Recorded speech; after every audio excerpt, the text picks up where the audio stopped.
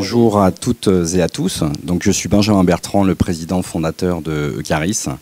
Je suis ravi de présenter devant une partie de la communauté génopolitaine, la société Eucaris, certains membres de la Chambre de commerce d'Evry. Donc, nous avons rejoint Génopole Entreprise été 2012.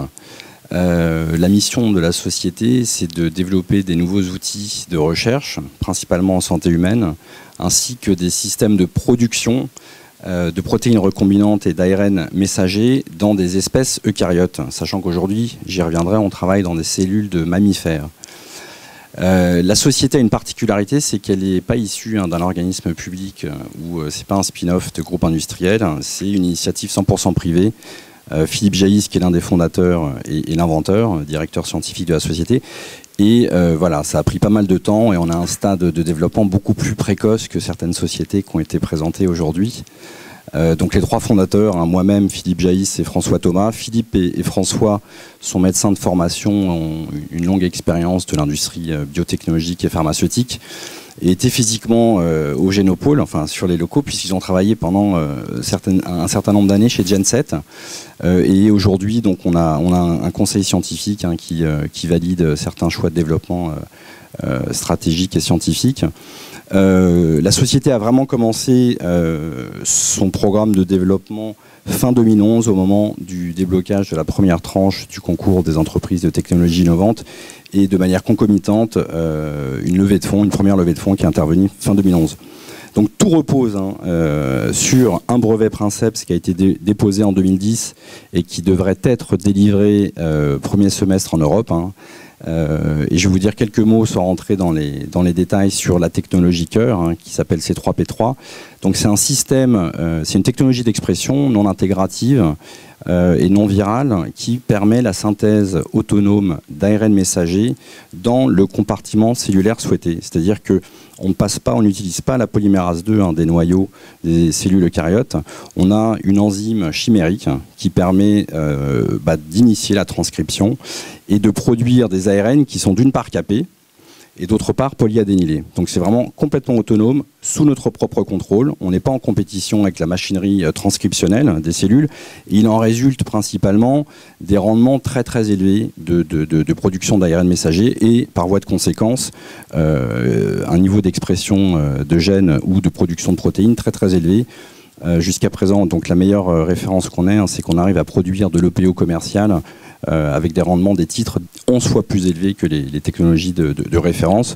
Et bien évidemment, on a caractérisé cette EPO, donc elle avait la même activité fonctionnelle que l'EPO commercial des laboratoires Roche. Aujourd'hui, on est encore en phase de R&D. On travaille sur des systèmes transitoires, principalement sur les cellules de mammifères CHO et HEK 293. Et là, on a listé donc un certain nombre d'avantages concurrentiels qui sont avérés, certains pressentis. Au niveau des rendements, ça on en est certain évidemment. On peut travailler, vous l'avez compris, dans différents systèmes hôtes.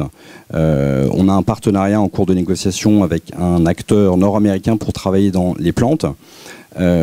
Autre illustration, donc plus pour la production de protéines recombinantes, mais pour la production d'ARN messager, un acteur allemand qui travaille sur le développement d'ARN messager thérapeutique, qui évidemment s'intéresse aux applications de notre société.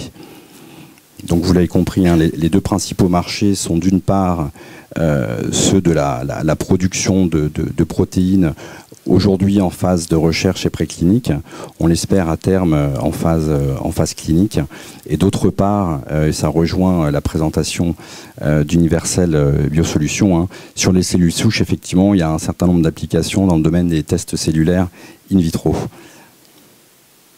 Alors les premiers produits que nous envisageons de commercialiser fin 2013, ce sont évidemment des kits de surexpression génique, des kits de production d'ARN messager in vitro et des systèmes de production transitoire de protéines à haut rendement. Donc j'ai cité deux accords de partenariat avec des industriels. Aujourd'hui, je voulais insister sur ce message et je suis ravi de cette journée parce que j'ai identifié deux sociétés nouvellement arrivées avec lesquelles il y a certainement des axes de collaboration à envisager. Le message que je voudrais délivrer aujourd'hui, c'est que notre technologie, et c'était toute la difficulté dans les premières phases de développement, a énormément d'applications potentielles. Donc aujourd'hui, on se concentre vraiment sur les outils de recherche et de production par domaine, par application.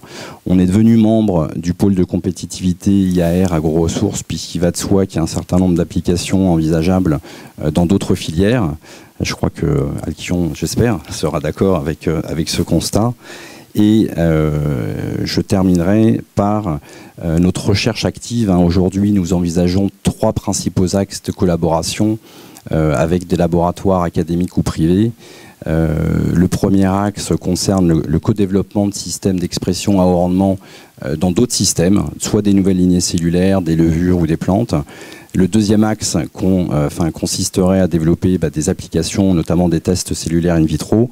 Et le troisième axe, qui là serait plutôt avec un industriel, qui consisterait à assurer le scale-up de nos systèmes propriétaires de production, c'est-à-dire vraiment de passer dans des bioréacteurs à gros volume pour pouvoir répondre aux besoins de l'industrie pharmaceutique, en tout cas en phase préclinique. Voilà. J'en ai terminé. Vous avez les coordonnées de Philippe et moi-même en cas d'intérêt de votre part. Merci.